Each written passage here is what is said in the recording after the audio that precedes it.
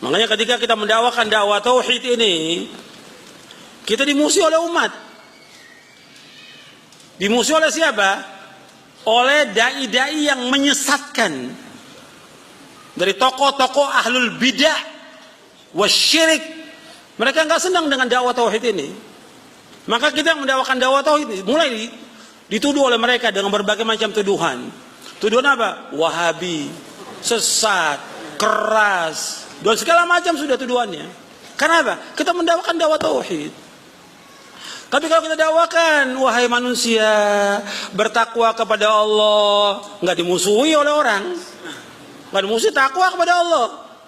Suruh takwa. Coba kalau dibahas, apa mana takwa itu? Apa intinya takwa? Mentauhidkan Allah, menjauhkan syirik. Ya dimusuhi kita. Kalau cuma takwa aja, atau umpamanya kajiannya membahas tentang masalah rumah tangga, ya nggak bakal dimusuhin. Bahasanya tentang artis, ya nggak akan dimusuhin oleh orang. Tapi kalau bahas tentang tauhid, tentang akidah, tentang manhaj, dimusuhi.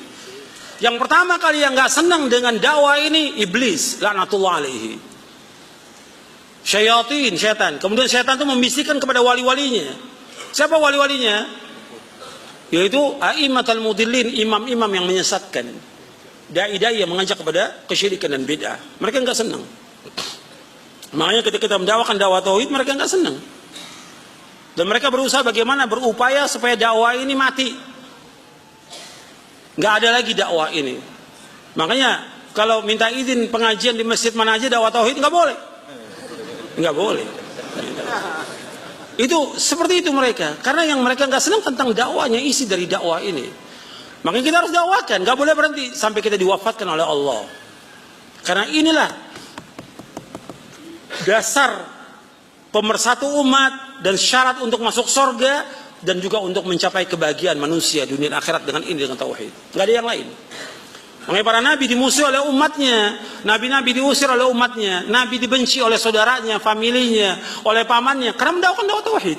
Ketika Nabi Muhammad sallallahu alaihi wasallam belum diutus sebagai rasul, belum diutus, semua ngaku mereka orang-orang musyrik Makkah itu al-amin, dipercaya, dipuji, disanjung. Begitu Nabi mendakwakan dakwah tauhid, dimusuhi, dilempari dengan batu, dilempari dengan kotoran, diusir, dan seterusnya. Dan begitu juga nabi-nabi yang lainnya. Maka ini harus kita jalankan dakwah ini. Nggak boleh menyimpang dari dakwah tauhid ini. Harus terus dimulai dakwah ini dengan dakwah tauhid. Kalau orang mengatakan kan ada ustadz yang lain yang sudah menyampaikan, ya tetap kita juga harus menyampaikan. Karena semua dai harus paham tentang apa? Tentang tauhid. Kalau dai nggak paham tentang tauhid, bagaimana dia berdakwah? Setiap dai wajib paham tentang tauhid. Dia wajib belajar tentang tauhid. Paling nggak dia harus namatkan kitab ini 5 kali tamat. Gitu. Paling nggak 5 kali tamat. Baca dulu paham. Karena belum tentu dibaca sekali paham. Gitu. Karena umumnya orang baca sambilan. Sama seperti orang dengarkan radio Roja, TV Roja sambilan. Yang nggak bakal dapat ilmu. Atas 10 tahun dengarkannya. Nggak bakal dapat ilmu. Antum ngaji juga antum nggak sungguh-sungguh, nggak serius, nggak mencatat, nggak dapat ilmu. Makanya harus perhatikan ini. Dakwah ini penting. Setiap dai harus paham tentang dakwah ini. Saya akan jelaskan tentang para dai, dia harus mendakwakan dakwah tauhid. Saya ambil dari bab yang selanjutnya, bab yang kelima. Karena kalau antum lihat para dai ini tidak memulai dakwahnya dengan dakwah tauhid. Antum lihat di bab yang kelima, berdakwah kepada syahadat la ilaha illallah. Kita lihat ayatnya, dan saya akan jelaskan ayatnya ini. Halaman 71. Allah berfirman, "Qul hadhihi sabili ad'u ila Allah 'ala basiratin ana wa man ittaba'ani wa subhanallahi wa ma ana minal musyrikin." Katakanlah Muhammad, inilah jalanku, aku dan orang-orang yang mengikutiku, mengajak kalian kepada Allah dengan ilmu, Maha Suci Allah, dan aku tidak termasuk orang-orang musyrik. Al-Imam Ibnu Katsir menjelaskan, Allah Ta'ala berfirman kepada Rasulnya yang diutus kepada jin dan manusia, Allah Azza wa Jalla memerintahkan agar beliau mengabarkan kepada manusia bahwa ini jalan beliau, yaitu tariqah, suluk dan sunnah beliau berupa dakwah mengajak manusia kepada syahadat la ilallah. Tidak ada yang berhak diibadahi dengan benar melainkan Allah, yang tidak sekutu bagi Allah. Melalui jalan inilah Nabi Muhammad SAW berdakwah kepada Allah di atas basirah, di atas ilmu, keyakinan dan bukti secara akal maupun dalil syar'i. Imam Al-Qayyim Al-Jauziyah menerangkan agar engkau ketika berdalil mencapai derajat ilmu yang tertinggi yaitu basirah, dan apabila seseorang sudah mencapai derajat basirah, ilmu bagi mata hatinya terlihat sangat jelas sebagaimana dia melihat sebuah benda dengan mata kepalanya. Demikian itu kekhususan yang dimiliki para sahabat radhiyallahu anhum yang tidak dimiliki oleh umat Islam yang lain. Ini derajat yang tertinggi yang dimiliki oleh para ulama. Jadi para sahabat bukan hanya dia belajar aja dengan Nabi Muhammad SAW, tapi diberikan oleh Allah basirah.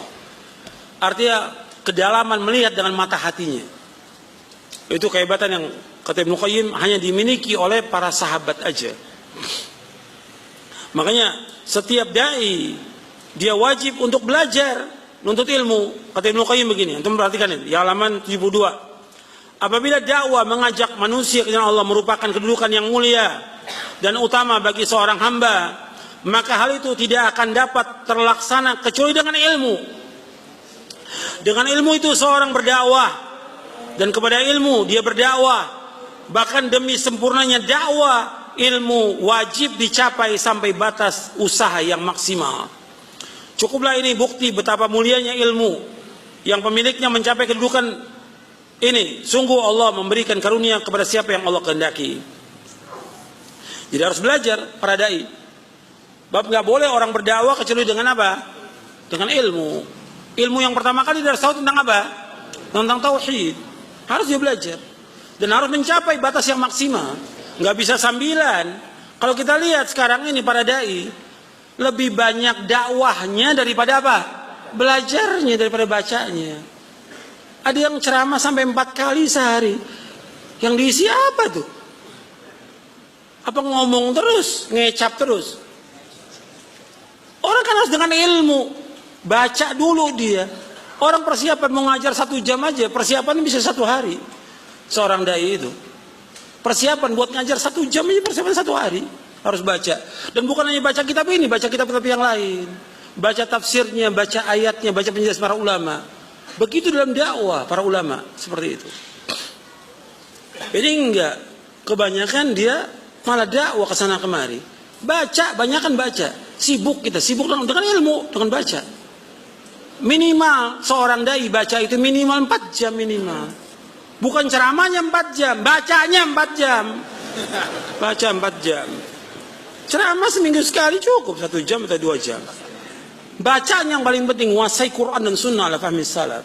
Peningkatan ilmu itu penting, dan itu yang dilakukan oleh para ulama terdahulu seperti itu. Mereka. Antum perhatikan di sini dari faedah ayat ini. Faedah surah Yusuf ayat 108 yang tadi kita baca. Yang pertama faedahnya dakwah mengajak kepada syahadat la ilaha illallah adalah jalannya Rasul SAW dan para pengikutnya. Yang kedua, seorang dai, seorang ustadz wajib mempunyai basirah. Berarti dia wajib apa? Nuntut ilmu. Yang ketiga, setiap dai wajib mengetahui apa yang didakwakannya dan apa yang dilarang di dalamnya. Dia wajib tahu, seorang dai. Yang didakwakan apa dan apa yang dilarang dia harus tahu. Yang keempat, wajib berdakwah mengajak manusia ke jalan Allah. Tidak boleh berdakwah mengajak manusia kepada kepentingan pribadi. Perhatikan, di sini Allah menyebutkan Qul hadhihi sabili ad'u ila Allah. Ad'u ila Allah. Aku mengajak manusia ke jalan Allah. Maka tidak boleh seorang dai mengajak kepada kepentingan pribadi. Enggak boleh mengajak kepada hizib, golongan, partai dan yang lainnya. Enggak boleh mengajak kepada mazhab. Enggak boleh. Ad'u ila Allah. Yang kelima, ikhlas dalam berdakwah. Seorang dai tidak boleh kan mempunyai maksud lain dalam berdakwah melainkan mengharap wajah Allah. Tidak boleh dalam berdakwah tujuannya memperoleh harta, nggak boleh. Nggak boleh untuk mencari kepemimpinan, atau nggak boleh juga dia dakwah untuk mencari pujian dari manusia, tidak boleh. Dia wajib ikhlas dengan dasar ayat ad'u ilallah, aku mengajak manusia ke jalan Allah. Yang keenam, wajib mengikuti manhaj para sahabat. Sebab di sini disebutkan ana wa man ittaba'ani, aku dan orang mengikuti aku. Yang pertama kali mengikuti Rasul siapa? Sallallahu alaihi wasallam, para sahabat radhiyallahu majma'in. Jadi wajib mengikuti manhaj para sahabat. Yang ketujuh, wajib mensucikan Allah dari berbagai sifat kurang dan aib. Wa subhanallah, di ayat ini disebutkan wa subhanallah. Kemudian kita wajib berlepas diri dari kaum musyrikin, yaitu disebutkan di ayat ini wa ma ana minal musyrikin. Kita wajib berlepas diri dari orang-orang musyrik. Kemudian yang kesembilan, orang muslim tidak cukup dengan tidak menyekutukan Allah, namun wajib baginya menjauhi orang-orang yang berbuat syirik agar tidak menjadi seperti mereka. Jadi wajib menjauhkan orang yang berbuat syirik. Enggak boleh menjadikan mereka sebagai apa? Teman, enggak boleh. Enggak boleh menjadikan orang musyrik atau orang kafir sebagai teman, tidak boleh. Enggak boleh menjadikan orang musyrik atau orang kafir sebagai pemimpin, tidak boleh. Selama-lamanya enggak boleh. Enggak boleh. Kita wajib bara kepada mereka, berlepas diri dari mereka. Wajib.